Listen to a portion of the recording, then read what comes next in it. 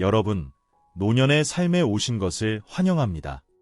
저는 올해로 75세가 된 강성민입니다. 심각한 병을 계기로 저는 자식보다 더 중요한 세 가지를 깨닫게 되었습니다. 여러분은 갑작스러운 병이 노후에 대한 생각을 완전히 바꿔놓을 수 있다는 것을 상상해 본 적이 있나요? 오늘 이야기의 주인공은 서울에 사는 75세의 남성 강성민 씨입니다. 그는 평생을 가족을 위해 헌신했고 자식들은 무사히 자라나 훌륭하게 독립했습니다. 그러나 병상에 누워 몸의 이상을 체감한 순간 그는 비로소 깨달았습니다. 인생의 마지막에서 진정으로 믿을 수 있는 것이 무엇인지를 말이죠. 돈은 쓰고 나면 끝이고 자식들이 냉정한 것도 아닙니다. 문제는 전혀 다른 곳에 있었습니다. 그는 자신의 모든 것을 가족에게 주었지만 결국 남은 인생을 혼자 맞이하게 된 것입니다. 그 병이 계기가 되어 그는 완전히 눈을 떴고 노후의 삶을 근본적으로 바꾸는 세 가지 중대한 결정을 내리게 되었습니다. 여러분도 아마 그 세 가지가 무엇인지, 왜 그것이 자식보다 더 중요한지 알고 싶어질 것입니다. 이 이야기는 결코 자극적인 것이 아니라 누구에게나 일어날 수 있는 현실입니다. 오늘은 노년기의 진정으로 중요한 세 가지를 어떻게 판단하고 어떻게 지켜낼 수 있는지를 함께 생각해 보려 합니다. 의사는 조용한 목소리로 그러나 망설임 없이 말했습니다. 강 선생님, 현재 상황을 보면 호스피스 케어 준비를 시작하시는 게 좋겠습니다. 저는 조용히 고개를 끄덕였지만 마음은 이미 얼어붙어 있었습니다. 병실 앞 복도에는 장남 민수와 막내딸 예진이 앉아 있었습니다. 두 사람은 서로 눈을 마주치며 숨소리조차 들릴 만큼 무거운 공기가 감돌고 있었습니다. 아버지, 근처 요양원에 잠시 들어가 보시는 게 어때요? 그게 더 전문적으로 돌봐드릴 수 있을 것 같아서요. 민수가 침묵을 깨고 말했습니다. 아버지, 정말 죄송해요. 요즘 야근이 계속돼서 시간이 전혀 없어요. 예진의 목소리는 다정했지만 미안함과 어쩔 수 없는 현실이 묻어 있었습니다. 제 아내 순이는 원래 지방 공무원이었고 퇴직 후에도 지역 사회 활동에 열심이었지만 제 곁을 떠난 지 벌써 10년이 되었습니다. 그동안 저는 하루도 빠짐없이 햇볕을 쬐며 동네 합창 동호회에도 꾸준히 참여해왔습니다. 솔직히 이웃 누구보다 건강하다고 생각했죠. 그러나 이번 부정맥 발작은 제 세상을 완전히 뒤흔들었습니다. 입원, 체혈, 검사, 약 복용, 마치 인생의 결산서가 갑작스레 펼쳐진 기분이었습니다. 눈앞의 자식들을 바라보며 저는 한 가지 진실을 깨달았습니다. 우리 세대는 평온한 노후를 어떻게 맞이해야 하는지 배운 적이 없었습니다. 가족을 위해 죽기 살기로 일했지만 노후에는 자신의 삶을 진지하게 고민해 본 적이 없었던 겁니다. 그날 밤, 저는 좀처럼 잠들 수 없었습니다. 의사의 말, 자식들의 시선, 병실의 정적, 아내의 사진, 모든 것이 머릿속을 맴돌았습니다. 문득 옆집에 사는 김용석 씨의 말이 떠올랐습니다. 나이를 먹는 게 무서운 게 아니야. 준비 없이 나이 먹는 게 무서운 거지. 저는 집으로 돌아가기로 결심했습니다. 도망치기 위해서도 화가 나서도 아닙니다. 남은 인생을 스스로 선택하겠다는 결단이었습니다. 저의 삶은 결코 풍족하다고는 말할 수 없지만 그래도 한 걸음씩 걸으며 두 아이를 잘 키워냈습니다. 젊은 시절 저는 은평구청의 사회복지과에서 근무했었습니다. 안정적인 공무원이었지만 일이 쉽지는 않았습니다. 당시 한국 사회는 아직 전통적인 가족 중심의 분위기가 강했기에 모든 것을 가족이 책임지는 것이 당연시되던 시절이었습니다. 저는 아내 순희와 함께 100원, 500원도 아껴가며 장남 민수를 대학에 보내고 예진이는 간호전문학교에 다녔습니다. 퇴직 후엔 퇴직금을 받아 월 150만 원 정도의 국민연금으로 생활하기 시작했습니다. 약값과 생계비를 제외하면 간신히 생활이 가능한 수준이었죠. 순이가 생전에 있을 때는 매주 주말마다 불광역 근처 공원을 함께 산책하고 아침 일찍 말차를 마시며 노인복지 활동에도 함께 참여했습니다. 그 시절에는 오히려 젊었을 때보다 노년이 더 평화롭다고 느꼈습니다. 하지만 순이는 너무도 갑작스럽게 세상을 떠났습니다. 응급차에 실려 병원에 도착했을 때는 이미 의식이 없었습니다. 그날 이후 집은 갑자기 쓸쓸해졌습니다. 귀가하는 것이 두려웠고 혼자 앉는 식탁이 두려웠고 밖에 나갈 땐 겉옷 하나 더 챙겨라며 챙겨주는 사람이 사라진 것이 무엇보다 두려웠습니다. 그때부터 저는 모든 관심을 자식들에게 쏟게 되었습니다. 민수가 결혼해서 집을 장만할 때 대출금의 일부가 급히 필요하다고 했습니다. 그의 전화를 받고 저는 망설임 없이 통장에서 600만 원을 꺼내 그에게 주었습니다. 그 집은 인천 송도에 있는 아담한 아파트였고 비싼 편은 아니었지만 그들 부부에게는 첫 자신들만의 보금자리였습니다. 예지는 결혼 후 잠시 육아 때문에 직장을 그만두었습니다. 생활의 부담은 고스란히 그녀에게 쏠렸습니다. 어느 날 아이들 등하교를 위해 차가 필요하다고 말했습니다. 저는 곧바로 돈을 송금했습니다. 이후에도 예지는 심리적으로 불안정한 시기가 있었고 손자를 방과 후 교실에 보낼 비용도 보태주었습니다. 손자가 그림을 배우고 싶다고 하면 고개를 끄덕였고 손녀가 피아노를 계속 배우고 싶다고 하면 또 끄덕였습니다. 여름이 되자 예지는 아이들에게 영어를 가르치고 싶다며 말했고 저는 역시 고개를 끄덕였습니다. 손자가 편도염에 걸렸을 때는 종로의 한방병원에 직접 데리고 가서 진료비까지 지불했습니다. 저는 예진에게 걱정을 끼치고 싶지 않아 아무 말도 하지 않았습니다. 처음엔 저는 행복한 아버지라고 느꼈습니다. 자식들이 무엇인가를 필요로 하고 제가 그것을 해결해 줄 수 있다는 것, 그것은 제가 아직도 쓸모있는 존재라는 증거 같았기 때문입니다. 우리 세대는 자식이 전부이며 부모는 말없이 희생해야 한다는 교육을 받아왔습니다. 하지만 몇 년이 지나고 제 통장의 잔고는 언젠가 3천만 원 이상 있었던 예금이 이제는 90만 원도 남지 않게 되었습니다. 지금도 기억납니다. 은행 창구 직원이 살짝 고개를 갸웃하며 조심스럽게 말했습니다. 강 선생님, 현재 잔액은 87만 원입니다. 그 순간 제 머릿속은 새하얘졌습니다. 지금 한국 사회에서 갑작스러운 질병이나 예상치 못한 상황이 발생한다면 이 금액으로는 한 달도 버티지 못할 수도 있습니다. 사실 저도 가끔은 생각했습니다. 나 자신을 위해서도 저축을 해두어야 하는 것이 아닐까? 라고요. 하지만 자식들이 힘들어하는 얼굴을 볼 때마다 거절할 권리는 내게 없다고 느꼈습니다. 그들에겐 그들 나름의 사정이 있고 나는 이제 늙은이니까 조금만 참으면 된다고 생각했습니다. 하지만 그건 큰 착각이었습니다. 저는 잊고 있었던 겁니다. 건강은 영원하지 않다는 사실을, 시간은 누구도 기다려주지 않는다는 현실을, 그리고 내가 쓰러졌을 때 결국 나를 지켜줄 수 있는 건 나 자신뿐이라는 진실을, 그 사실을 저는 실제로 쓰러지고 나서야 알게 되었습니다. 그날 아침도 평소처럼 집 근처 공원을 한 바퀴 돌기 위해 외출 준비를 하고 있었습니다. 신발을 신으려 허리를 굽히는 순간 갑자기 가슴에 강한 통증이 밀려왔습니다. 마치 커다란 돌이 가슴 한가운데를 짓누르는 듯한 느낌이었고 숨을 쉴 수가 없었습니다. 저는 현관의 기둥을 붙잡고 그 자리에 주저앉았습니다. 식은땀이 주르륵 흘러 셔츠가 금세 젖어버렸습니다. 운이 좋았던 것은 바로 옆집에 사는 하은정 씨가 마침 지나가다가 제 얼굴빛이 창백한 것을 보고 바로 구급차를 불러줬다는 점이었습니다. 저는 강남 세브란스병원 응급실로 실려갔고 그곳에서 김지훈 교수님의 진단을 받았습니다. 결과는 심각한 부정맥과 경미한 탈수 증상이었습니다. 다행히 도착이 빨랐기에 위급한 상황으로 번지지 않았습니다.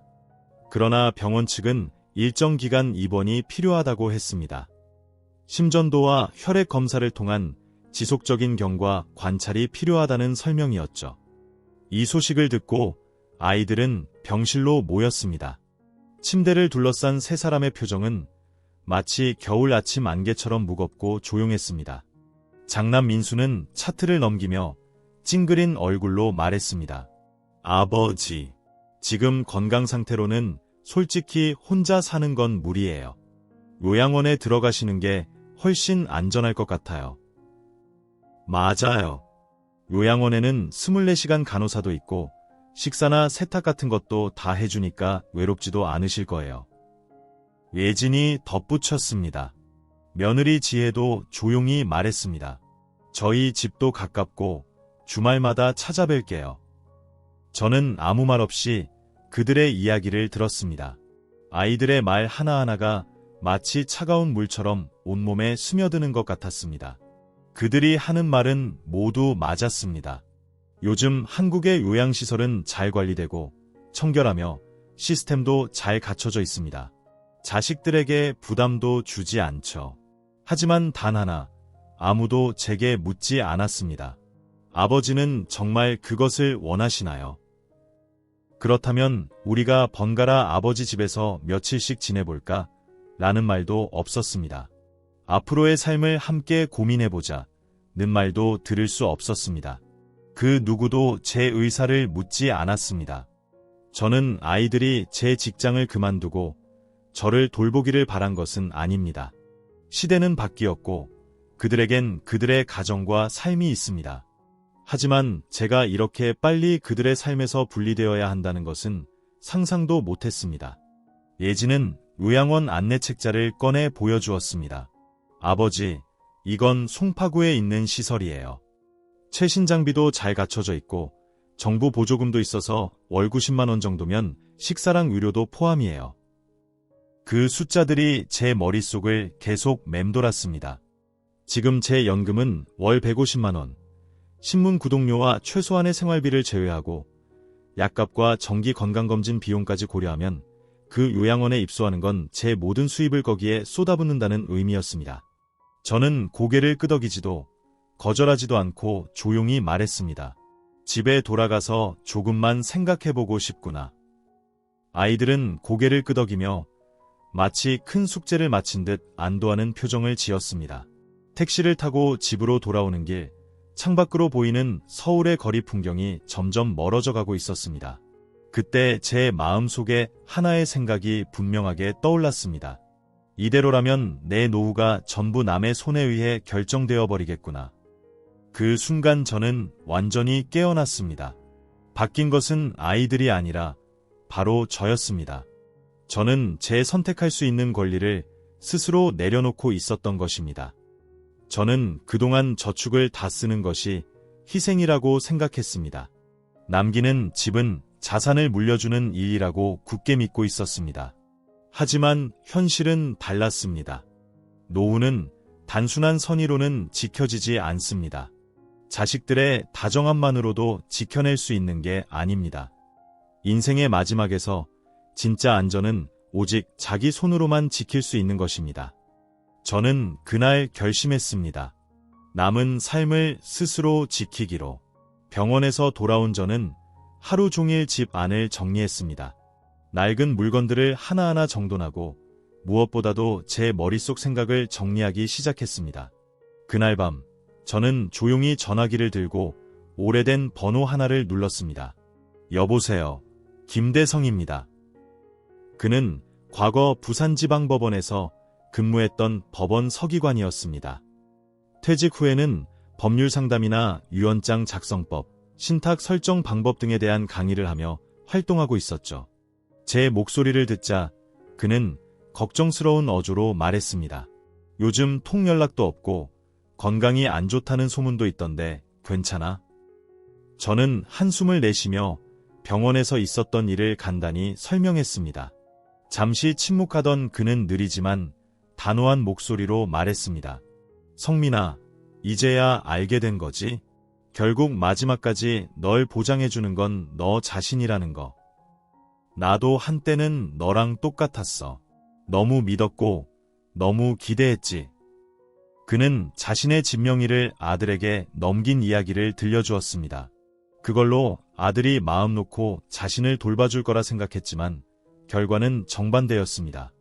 며느리 눈치를 보며 매사에 허락을 구해야 하는 신세가 되었다고 했습니다. 내가 뭘 어쨌다고 이렇게까지 돼야 해. 그는 한숨과 함께 씁쓸하게 말했습니다. 지금 생각해보면 그렇게 전부 넘겨줄 필요는 없었어. 그는 차분하고 단호한 목소리로 덧붙였습니다. 성민아, 잘 들어. 지금 시대의 노인이 반드시 지켜야 할 건 세 가지야. 바로 돈, 건강, 그리고 집이다.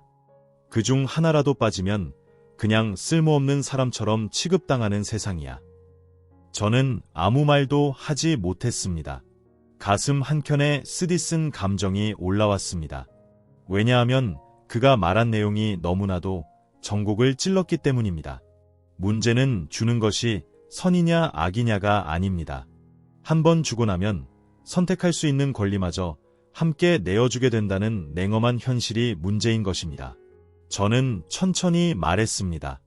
근데 돈은 거의 다 써버렸는걸. 그는 주저없이 말했습니다. 그렇다면 지금부터 다시 시작하는 수밖에 없지. 시간이 없어. 당장 은행에 가서 너의 모든 계좌와 통장을 확인해. 그리고 믿을 수 있는 사람 한 명을 찾아. 의지하기 위한 게 아니라 필요할 때 도와줄 수 있는 사람이야. 자식한테만 의존하지 마. 가장 중요한 건 아직 내 집 명의가 내 이름으로 되어 있다는 사실이야. 맞지? 저는 고개를 끄덕였습니다. 그래, 맞아. 좋아. 그럼 연락 줘. 내가 유언장 작성 도와줄게. 전화를 끊고 저는 그 자리에 가만히 앉아 있었습니다. 밖에서는 성북동 골목의 가로등이 발코니 끝을 조용히 비추고 있었고 어디선가 고요한 바람이 불어왔습니다. 그 순간 저는 깨달았습니다. 나는 아직 완전히 끝난 존재가 아니었다는 것. 신이 내게 한 번 더 기회를 준 것. 그리고 이제는 절대 다시는 내 인생을 남에게 맡겨선 안 된다는 것을. 그동안 저는 가족에게는 무조건 따뜻해야 한다는 믿음을 가지고 살아왔습니다. 그러나 이제는 압니다. 끝이 없는 다정함은 결국 내 존엄마저 잃게 만든다는 것을. 이제부터 저는 제 삶의 키를 다시 잡기로 결심했습니다. 자식들과 싸우기 위해서가 아닙니다. 도망칠 길을 만들기 위해서도 아닙니다. 단지 남은 인생을 지키기 위한 방어벽을 세우기 위해서입니다. 다음 날 아침, 나는 더 이상 망설이지 않았다. 김대성의 조언을 따르기로 하고 나는 인생을 바꾸기 위한 행동을 시작했다. 가장 먼저 해야 할 일은 금전적인 주도권을 다시 되찾는 것이었다. 모든 자산을 다시 내 손으로 되돌리는 결심부터 시작했다. 첫걸음으로 나는 내가 국민연금을 수령하던 은행인 서대문 농협을 찾았다. 이곳은 지난 10여 년간 매달 연금이 입금되던 계좌가 있던 곳이었다. 과거에는 편리함을 위해 장남 민수에게 이체 및 금융 업무 권한을 위임해 놓았지만 이번에는 직원에게 모든 제3자 접근 권한을 해제해달라고 요청했다. 앞으로는 내 서명과 본인 확인 없이는 어떤 송금도 불가능하다. 자녀와 관련된 자동이체도 모두 해지했다. 연동되어 있던 신용카드도 해지하고 자동결제는 전부 중단했다. 새로운 체크카드를 발급받고 사용 한도도 낮게 설정했다.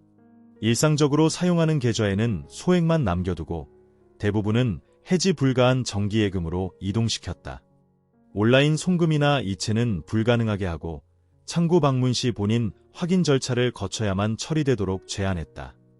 누군가를 의심해서 그런 것이 아니다. 다만 감정에 쉽게 휩쓸리는 내 자신으로부터 나를 지키기 위한 이성의 방화벽을 세운 것이었다. 그리고 나는 간단한 가계부 앱을 사용하기 시작했다. 전기세, 수도세, 식비, 약값 등 모든 지출을 꼼꼼히 기록했다. 매달 지출 목표는 200만 원 이내. 남은 금액은 비상예비자금으로 별도 계좌에 이체해 보관했다. 그리고 나 자신에게 새 경제 원칙을 적용했다. 필요하지 않다면 주지 않는다. 빌려주지 않는다.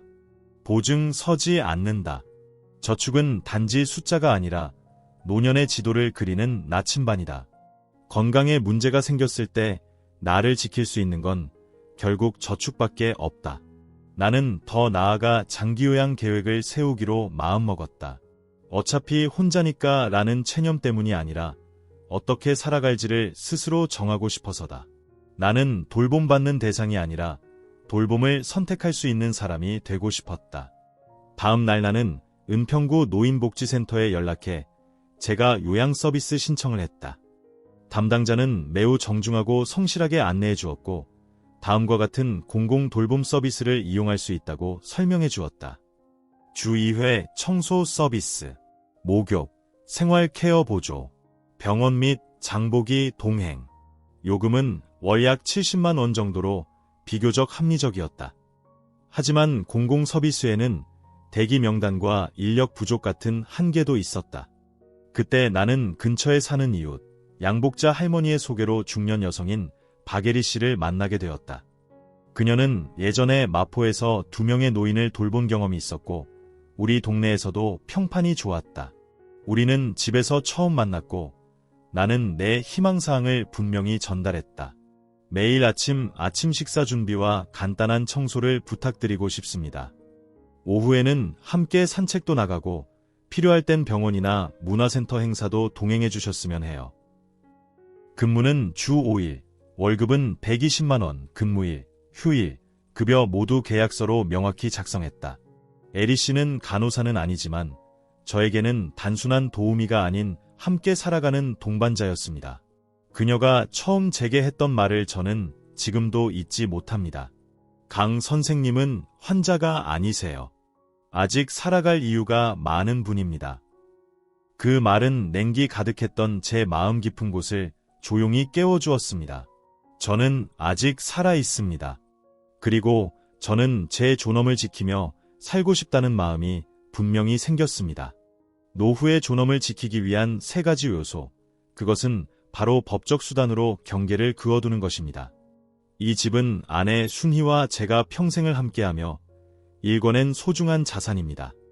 저는 요양시설에 보내진 후 이 집까지 내어주고 나중엔 내 자리에서조차 이방인처럼 취급받는 그런 인생은 절대 살고 싶지 않았습니다. 돈, 그것은 자기결정권입니다. 사치가 필요한 건 아닙니다. 하지만 타인의 선의에만 의존하지 않는 삶은 최소한의 조건입니다. 건강, 그것은 마지막 자유입니다. 몸이 약해져도 나의 삶의 방식을 내 스스로 선택할 권리는 남아 있어야 합니다. 김대성 씨는 제 집으로 와서 공식적인 유언장 작성을 도와주었습니다. 우리는 3가지 분명한 조건을 설정했고 각각의 항목에 서명과 날인을 했으며 영상 기록도 남겼습니다.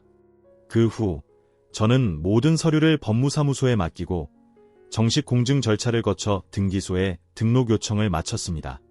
모든 절차가 끝난 후 저는 발코니에 앉아 뜨거운 차를 한 잔 손에 들었습니다.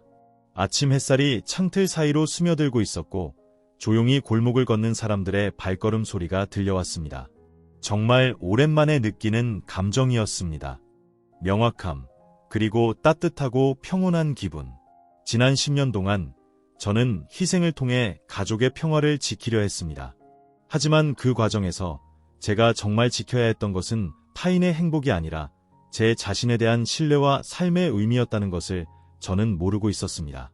그 신뢰는 자식들이 주는 것이 아니라 제가 스스로 결정하고 행동으로 쌓아올려 되찾은 것이었습니다.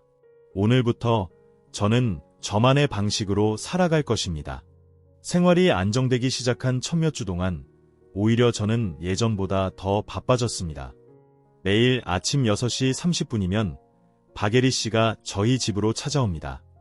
아침 식사 준비, 혈압 측정, 청소까지 그녀의 동작은 빠르고 정돈되어 있으며 말수가 적지만 저의 기분을 세심하게 살펴줍니다.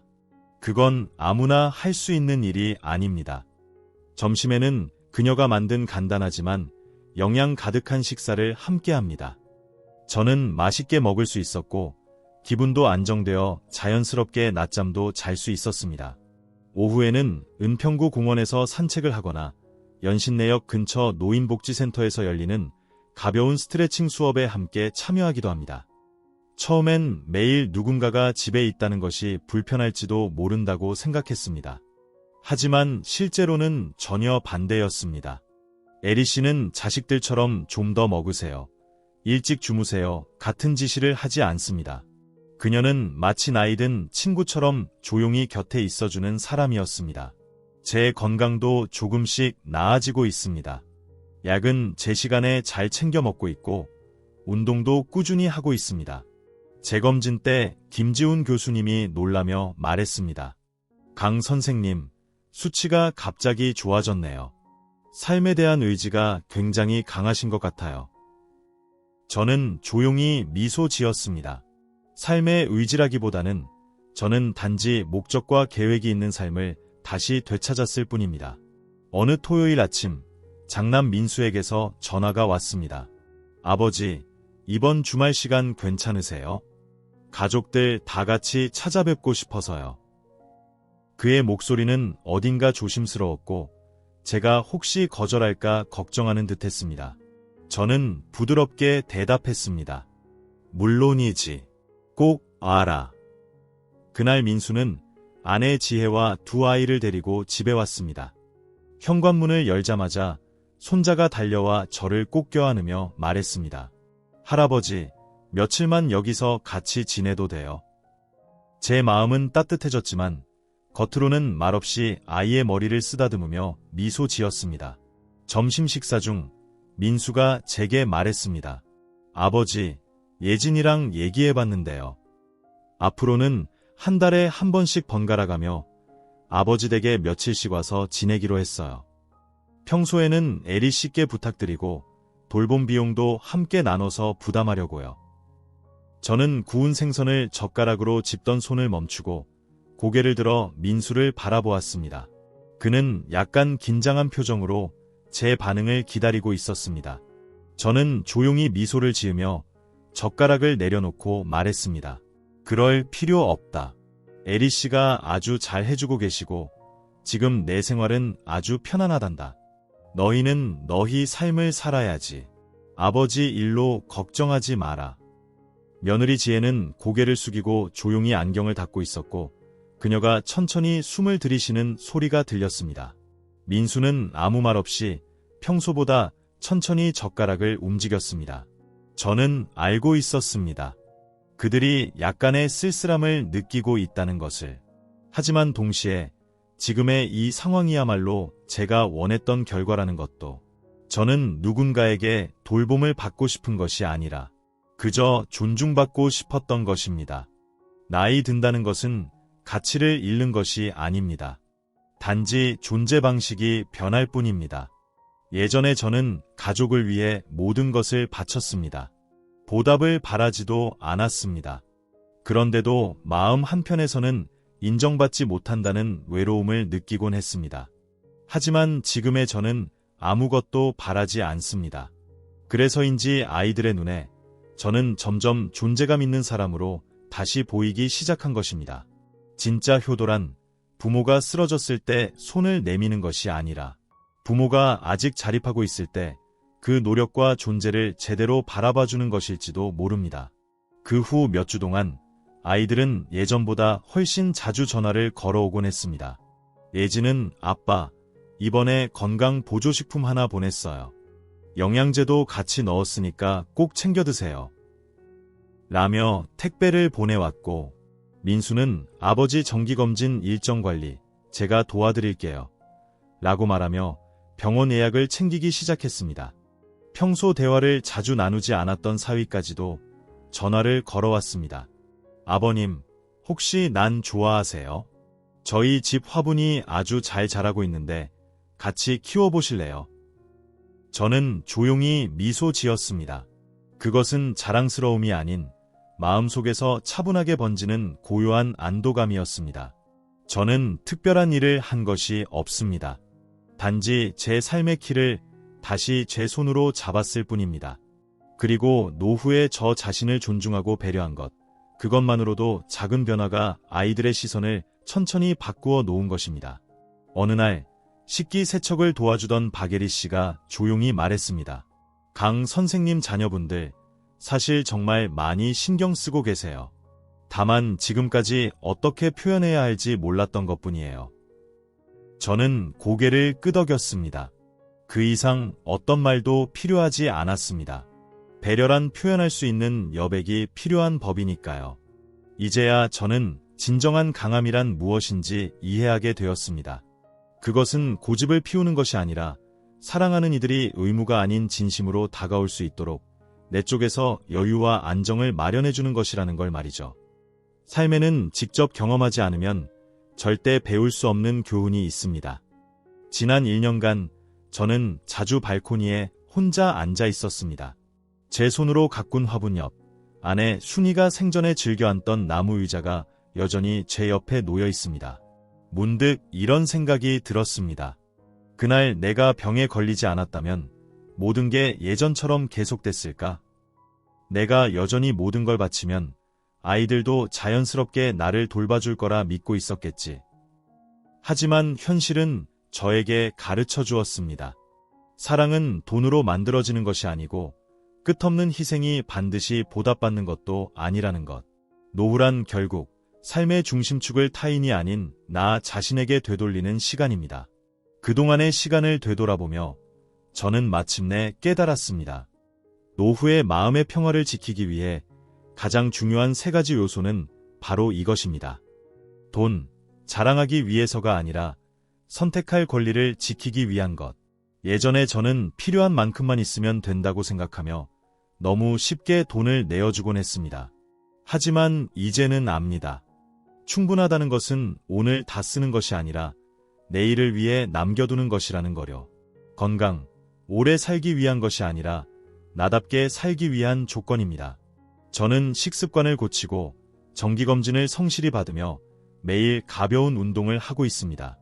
그 이유는 더 오래 살기 위함이 아니라 오늘 내가 무엇을 하고 어디에 가고 누구를 만날지를 스스로 결정할 수 있는 자유를 지키기 위해서입니다. 집, 계좌 잔고보다 중요한 것. 노후의 자유는 통장에 있는 숫자가 아니라 2발로 서서 걸어갈 수 있는 힘과 익숙한 공간에서 오는 것입니다. 저는 의료 전문가는 아닙니다. 하지만 확실히 알고 있습니다. 하루 3,000보 걷기, 자기 전 물 마시는 습관 줄이기, 소변 참지 않기, 약은 제 시간에 복용하기. 이 작고 단순한 습관들이 내가 스스로 결정하며 살아가는 날들을 지탱해주고 있습니다. 요즘의 저의 일상은 이렇습니다. 아침마다 저는 은평동의 조용한 집에서 창문을 열고 햇살을 맞이합니다. 주방에서는 에리 씨가 끓이는 된장국, 흰밥, 삶은 달걀 냄새가 퍼집니다. 거실에는 제가 가꾼 국화 화분과 라벤더 향이 가득하고 밖에서는 지나가는 이웃의 좋은 아침입니다. 라는 따뜻한 인사가 들려옵니다. 이제 저는 자식들이 매일같이 찾아오길 바라지도 않고 과거의 차가운 반응에 상처받지도 않습니다. 지금의 우리는 자연스럽고 억지스럽지 않으며 그저 편안하고 길게 이어지는 관계 속에 살고 있습니다. 어느 날 손자가 방학을 맞아 집에 머물렀습니다. 우리는 함께 근처 공원에 가서 배드민턴을 치고 연못 주변을 산책하고 작은 찻집에서 인절미와 보리차를 나눠 마셨습니다. 그때 손자가 물었습니다. 할아버지, 혼자 계시면 안 외로우세요? 저는 웃으며 대답했습니다. 전혀 안 외롭단다. 책도 읽고 운동도 하고 친구들이랑 장기도 두고 바빠서 외로울 틈이 없지. 아직 손자는 그 말을 온전히 이해하지 못할지도 모릅니다. 하지만 저는 압니다. 그 말은 제가 오랜 길을 걸어오며 마침내 얻어낸 삶의 진심이라는 거려. 저는 자식들을 위해 희생했던 삶을 후회하지 않습니다. 그러나 그보다 더 감사한 건 그 과정 속에서 다시 나 자신을 되찾았다는 사실입니다. 그리고 그 중심엔 그 무엇보다 소중한 존엄이 있었습니다. 우리 전후 세대에게 있어서 명예나 존엄이란 건 큰 소리로 말하는 것이 아니라 조용히 끝까지 지켜내는 것이었습니다. 그것은 혼자 살아갈 수 있는 내면의 강함, 생활비를 스스로 벌고 돈을 직접 관리하며 삶의 마지막을 자신의 손으로 결정하는 용기로 드러납니다. 많은 친구들이 제게 이렇게 말합니다. 요즘 젊은 세대는 정말 많은 부담을 안고 살아. 부모에게 불효하는 게 아니라 시대가 바뀐 거야. 저는 그 말에 고개를 끄덕입니다. 그래서 바로 지금 시대가 바뀌었기 때문에 부모인 우리도 변해야만 한다고 생각합니다. 언제까지나 부모가 자식을 돌보고 자식이 늙은 부모를 책임진다는 식의 고정관념에 묶여 있어서는 안 됩니다. 서로에게 적당한 거리감과 여백을 배우는 것이 필요합니다. 가끔 아이들이 제게 물어봅니다. 아버지, 필요한 거 있으세요? 그럴 때마다 저는 이렇게 대답합니다. 지금의 아버지에겐 부족한 것이 아무것도 없단다. 왜냐하면 저는 이미 제 몫의 삶을 손에 넣었기 때문입니다. 하루 3끼를 맛있게 먹고 자유롭게 걸어 다닐 수 있으며 푹 잘 수 있는 건강, 작지만 정든 공간에서 언제든지 전화할 수 있는 나이든 친구들이 있다는 것. 그것이야말로 노년기의 가장 확실한 자산입니다. 혹시 이 글을 읽고 있는 당신도 저와 비슷한 나이에 접어들었고 한때의 저처럼 마음이 흔들렸던 적이 있다면 자식들에게 계속 주어야 할까? 모든 걸 희생해야 할까? 기대해도 되는 걸까? 저는 당신께 이렇게 말하고 싶습니다. 노후의 행복은 자식이 마련해주는 것이 아니라 자신이 미리 준비해두는 것입니다. 돈을 지킨다는 것은 안심을 갖는 것, 건강을 지킨다는 것은 자유를 갖는 것, 집을 지킨다는 것은 자신감을 갖는 것. 이 3가지는 인생의 후반전을 자부심과 자립심을 가지고 살아가기 위한 최강의 무기입니다. 그리고 그것은 당신의 자녀와 손주들에게 최고의 본보기가 되기도 합니다. 왜냐하면 언젠가 그들도 알게 될 테니까요. 존엄을 지키며 자신의 삶을 선택하고 살아가는 부모는 절대 짐이 아니며 마음속에서 가장 든든한 존재라는 것을. 지금 저는 다시 발코니에 앉아 있습니다. 하늘이 서서히 밝아오고 있고 마음은 그저 고요하고 평온합니다. 이제까지의 인생에서 저는 셀 수 없을 만큼 많은 결정을 내려왔습니다. 그 중엔 옳았던 것도 틀렸던 것도 있었습니다. 하지만 이 마지막 결정만큼은 분명히 말할 수 있습니다. 이건 내 인생을 내 손으로 다시 정돈하는 일이다. 오늘 이야기를 통해 제가 전하고 싶은 건 단 하나입니다. 자식을 의심하라는 것이 아닙니다. 그저 이 말만 꼭 기억해 주세요. 당신이 돈을 지키고 건강을 관리하고 집을 지킨다면 이제는 누구에게도 의존할 필요 없습니다. 아무것도 두려워하지 않아도 됩니다. 스스로 삶을 정비한다는 것은 누군가에게 기대기 위해서가 아니라 노년에 손해보지 않기 위한 가장 현명한 선택입니다.